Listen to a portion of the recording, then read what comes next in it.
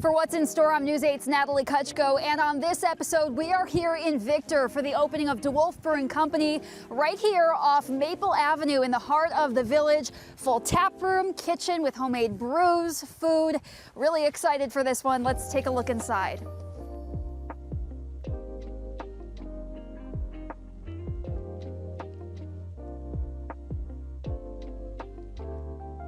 We are inside the new DeWolf Brewing Company here in the village of Victor. Beautiful space. I am joined by Justin DeWolf, owner of the brewery, and food and beverage advisor Chris Lindstrom. Thank you both so much for joining us. And just to get started here, Justin, this has been a journey in the works. When did you first get started on this property? Well, on this property, it's been about, I think we've owned this for about 3 years. But the project I started about 4 years ago. If we take a walk through, there's so much history here. This is an old barn that dates back how many years? This structure here where the brewery is was built in 1890. Since then it's been part of the railroad system. I don't have the exact details of all the history, but agricultural feed stores, various storage units, but nothing this significant that we've rebuilt in the last 4 years. What a prime space for a brewery. You've got an interesting background too. You had a lengthy history in marketing, right? Right. And you shifted over to this side of business. It's a totally new venture for you. How did you kind of stumble into it? Well, I always had a passion for craft beer, but I had a partner that was really invested in helping me live out my dream. And from there, it was just hiring the right people for the right positions, since we don't have the experience in these positions. So I think that's part of our success, is bringing in people that know what they're doing on the various positions. Always want to make sure we highlight the spaces, right? So right here, you've got some seating. We also have a dining room in back, which we'll get to. But here, you've got some tables. This is ideal for a happy hour, you said, Chris? Yeah, absolutely. I mean, this is part of the intentionality of the design. Is every aspect of the space was thought through. I can't explain how much debate we went through on exactly the shape of each of these spaces and what they're going to be used for. And that's kind of the big difference, is everything's intentional, everything's on purpose. This space is specifically designed for that. So it still has the energy of the bar, but you can have your own group over here separate from whatever else is going on. And that's the great thing about Victor, is there's so much going on with businesses and local groups that want to have some place to go hang out. That is their place. Justin, how did you decide on this space? I mean, we talked about, the vacancy. This is right near the railroad tracks. Also, a gateway to the Finger Lakes, if you will, but removed from, Eastview Mall and the other side of Victor. It really fell into our lap. It had been vacant for several years. The previous owner began to develop it into 3 separate retail spaces, but then during COVID, I think that fell apart. So it had the shell, it had the beginnings of a really great space. And then we started looking into it, and we felt that Victor was underserved, both on the beer and the food side. And then we just started to fall in love with it, and that was it. We were into it. Simple as that. Yep. Let's take a look at this beautiful bar space. Yep. Centerpiece of the property. A lot of work involved here. Tell us about it. Yeah, this bar, part of this bar came out as a personal desire of mine. Was I love sitting at bars at craft breweries. So I wanted to have the largest bar space that we could fit into the space to give people that same experience. One of the cool things about this bar is all the wood surfaces that you see here were beams that were holding up the old building in this structure.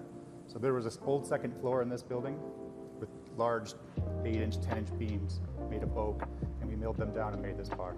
Interesting. Yeah, being able to use that stuff is like such a lucky pleasure that we get to do, is use some of that heritage in the building. A lot of the structure is still from the structure that was renovated and some original structure.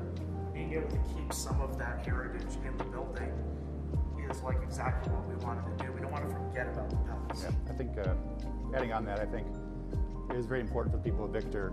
This is a very important spot. We've had many people come in during construction saying, hey, I used to come here when I was a kid and get feed with my dad, or my dad used to work here, or all these stories, and I think it was very important to try and keep as much of that as it could. Yeah, so many different uses over the years, spanning generations, right? Justin, you are from the area. You're from Phelps. Right, went to Mid Lakes, class of '99. All right. So local guy, and you also spent some time in Barcelona, right? Right, yeah, I moved to Barcelona in 2010. following my current partner in his business. I had a job there, and we lived there for about 5 years before we moved back. We started initially talking about this concept around 2016, which just wasn't the right time for my partner and for myself. But that's really where I got the love of and the bug of starting a craft brewery. All right, so that was the inspiration. We've also got some ties here in the design as well, you said, right? Yeah, we tried to bring in a little bit of Spanish tile accent as much as we could, without being overbearing. But I think it fits in well. Yeah, and it's a light, bright kind of space, but those tile accents, and when the final finishes are up, is getting some of that pop of color, that vibrancy of Spanish flair that has that, that pop of character. Looking at the taps on the bar, you mentioned you're going to have, upwards of 20 different varieties here, most of them original flavors. Yep, we'd like to have at least 15 of our own beers on tap, and that can vary depending on the day. And then try to bring in, other guest breweries to try and showcase them. And we'll have ciders on tap and other things such as sangria, possibly wines on tap as well. Before we get to the production room, I want to talk about, you'll be serving food and drink here as well, right? Yes, we have a full restaurant and full bar, full kitchen. So our menu concept is a little bit of Spanish tapas, trying to bring in a little bit of Spanish influence, try and stay true to that style, but also be approachable for maybe the less adventurous eaters. So we will also have things more familiar, smash burgers, fried chicken sandwiches, handhelds. Yeah, and bringing in those Spanish flavors at the same time. Fusion can be a dirty word sometimes when it comes to describing food. It lacks direction. It's not as purposeful as we would, as I always like things to be. And when we're integrating those flavors into those dishes, it's all about respecting the tradition of Spanish flavors, but making it so people understand it. We want people to be excited, not like, oh, what is going on here?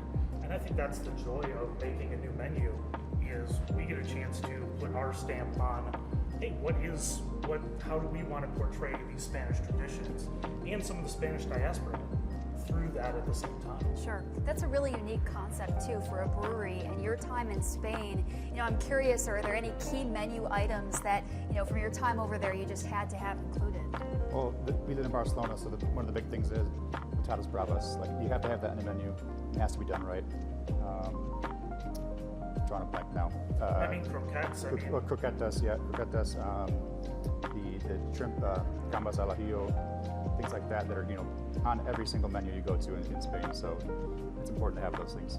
So you guys have done a soft launch, right? Starting, was it last weekend? Yes, we had our first night open, kind of a false start on Thursday, but then we were open all day Saturday during the Victor Jingle Mingle, and that went fantastic. We had hundreds of people in here throughout the day, and it was really exciting to see people use the space finally after so many years of just being us. But now, as of last night, we're open permanently evenings and all day Saturday and Sunday. All right, so it's going to be 7 days a week now from here on out. We've got a grand opening, which we'll talk about at the end, just to get folks prepared and ready to go come January. Before we make it to the production space, let's talk about the total reconstruction, because we had, coverage here a couple years ago when we saw it was kind of bare bones, right? It definitely resembled, a true barn space. Yeah. But if we even look at the ceilings, everything has been redone, Justin, just to kind of get into, the labor here. So, believe it or not, the kind of the ceiling joists and the board decking, those are original. We replaced, the steel beams had to be added, the large beams you see in the corners had to be added for reinforcement, because the second floor that was here was what was holding the building together. So there is some modern technology in here holding it up, but we tried to keep as much as we could while being safe. The ceiling joists in that room and all down there are all original, but we did add a new tongue and groove decking to kind of update it, make it look a little modern, a little nice, airy, cool feel. All painting, floors, windows, right? Yeah, so all this concrete floor is brand new from this whole building. We intended to keep the original concrete, but it didn't work out for us, so that was added expense. A little dated too, I'm sure, right? It was falling apart under our feet. Yeah. I love the open light too as well. Yeah, the idea is, like, if we have the ability to crack open to the outside where people can sit outside and hang out too. It's one of the great joys of like being out in this area is you have the awesome hills and the trees and everything else. So if we have the opportunity to crack into the outside or sit outside on the patio, like that's just, why wouldn't we want to do that and have the great light over here so it feels more lively throughout the day. It really opens the space for sure. All right, production right next door. Let's go take a walk, shall we?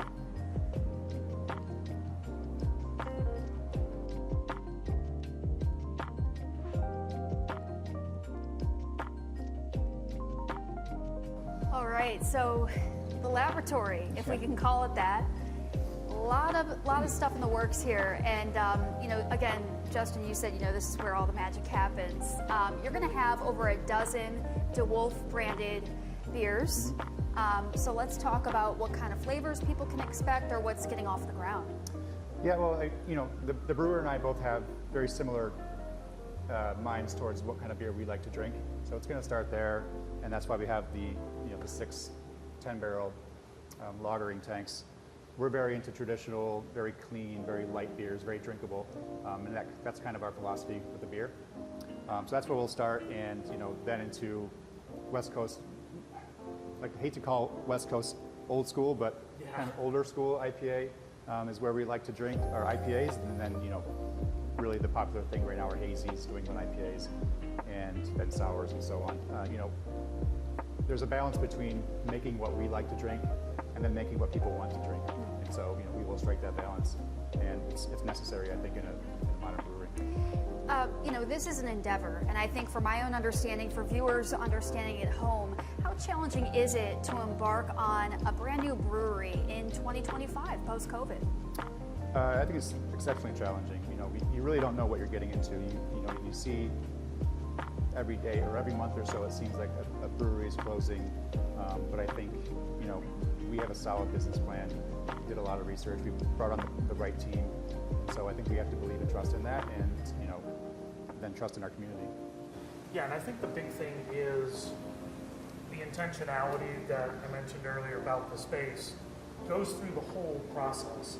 This isn't just intentional from the layout and the choice in beers and everything else. It's we want to make our own mark on both Victor and the beer community and be a part of it too.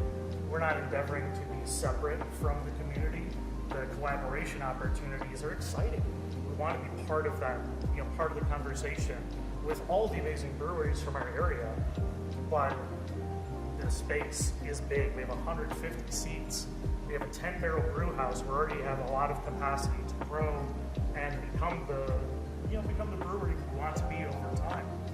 And what I can also say pretty confidently is when we've tasted the beers through the process, that we're thrilled with the quality that we're already putting out, and things are only going to get better over time because it's just more time making these amazing lagers and clean, clear beers that are to stop, which is really exciting as food and beverage nerds like we are, is we want to make things that are simple and great. I know, Chris, you said you've been on the food and beverage scene for many, many years, and you can speak to, the need to fill a void in this sector. Yeah, absolutely. And I think as we've done things in Victor, the thing that we've come across the most is people were excited to be excited about something. They wanted something that is their place in Victor, and having an intentional food menu, having intentional beer. We're not just making what's exactly on trend at the moment. We're making great beer, and we're going to make great food that has that depth and has that you can come here multiple times. It's not a one-time thing. This is going to be a regular spot, and it can be a special occasion thing too. This is supposed to be approachable and the place you want to visit. And I've been around food and drink for over a decade in Rochester, and the thing you see with places that stick around is that they are on purpose, that they know who they are. We're trying to open knowing who we are instead of fully figuring it out over time. And that's kind of the goal. I want to take a shot of the tanks here. Justin, you've got a master brewer that's on site. What does supervision look like on a regular basis to make sure these are manned and appropriately looked after?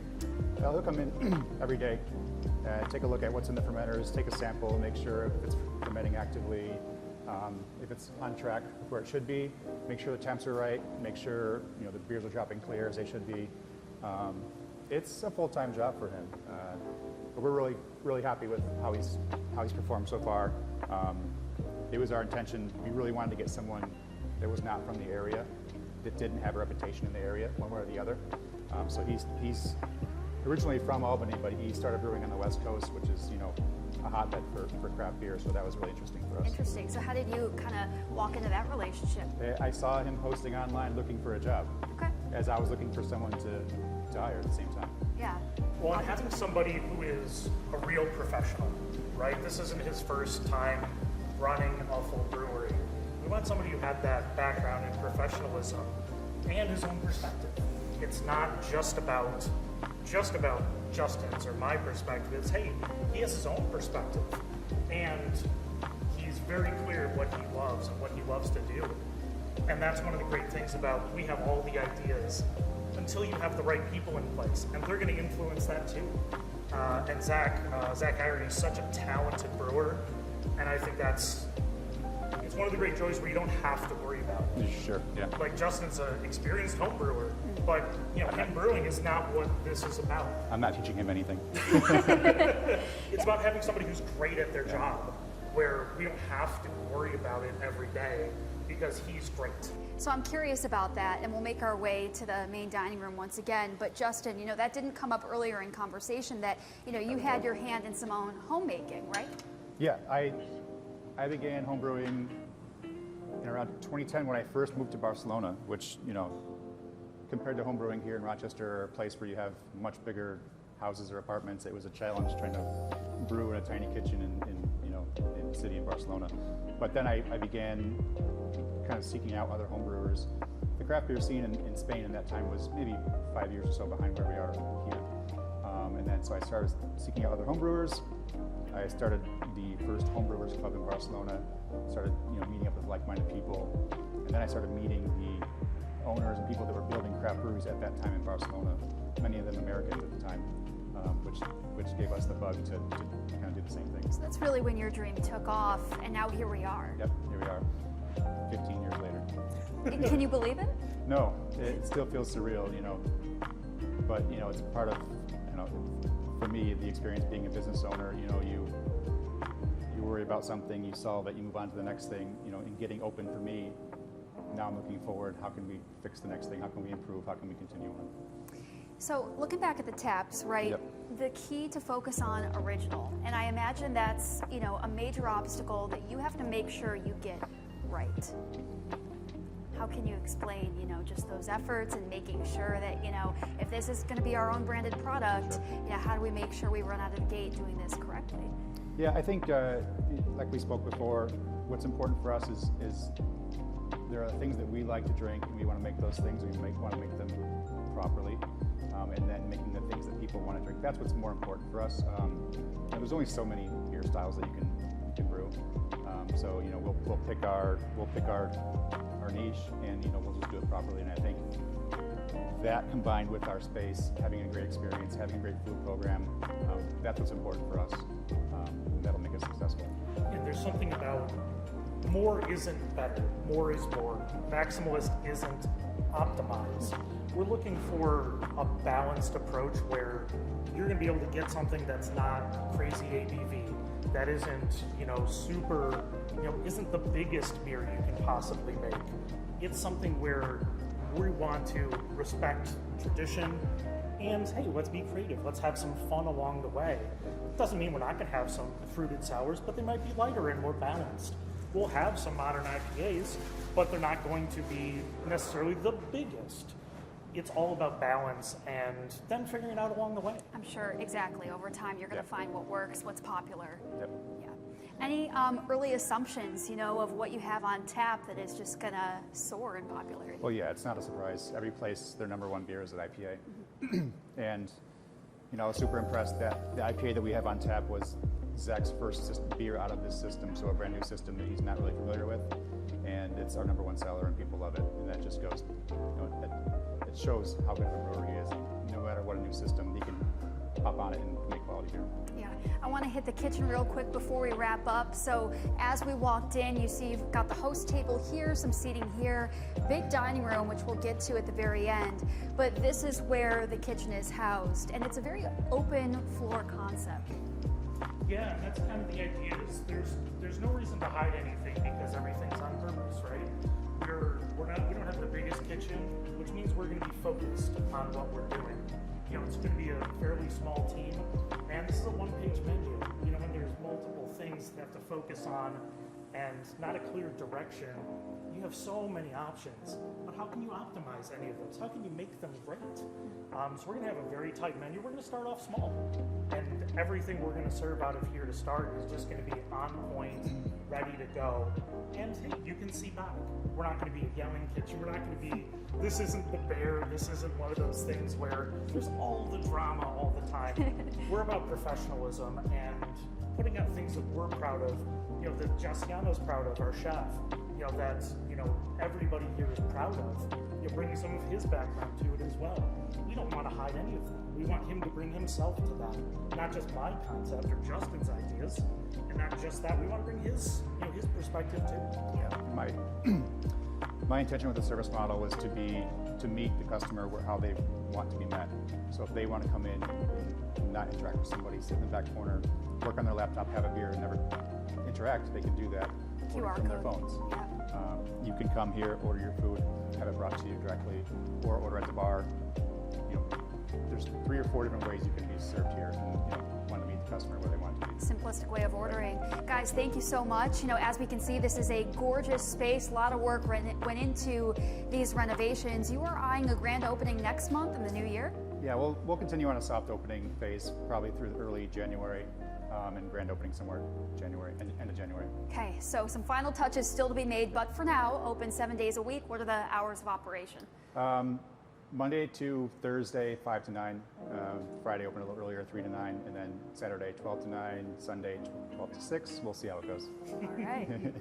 Very exciting. Justin, Chris, thank you so much for joining us. We appreciate you being on this episode of What's in Store. DeWolf Brewing Company, brand new, open in the Village of Victor. Be sure to check them out. We'll see you again back here next time.